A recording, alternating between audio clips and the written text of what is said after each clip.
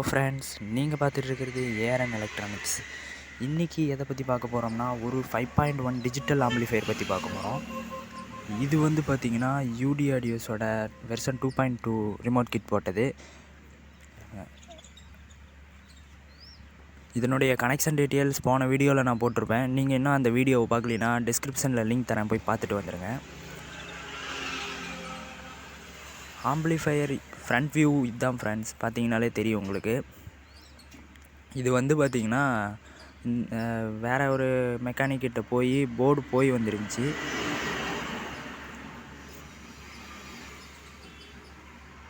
வாங்க இப்போ இன்டீரியரில் என்ன போட்டிருக்காங்கன்னு பார்க்கலாம். இதுதான் உங்களுக்கு இன்டீரியர் வியூ.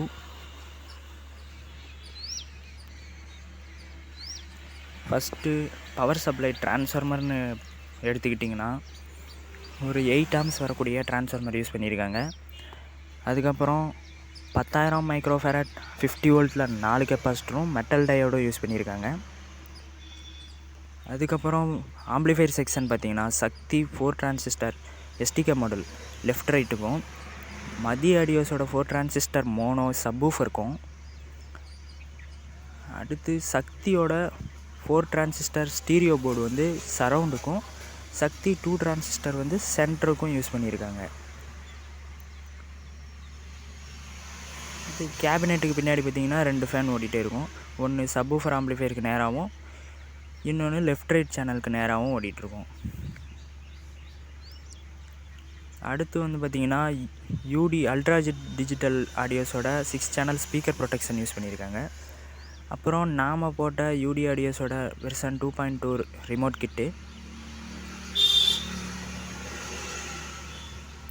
இதோட டீட்டெயில்ஸ் பார்க்கலினா டிஸ்கிரிப்ஷனில் லிங்க் தரேன், போய் பார்த்துட்டு வந்துடுங்க.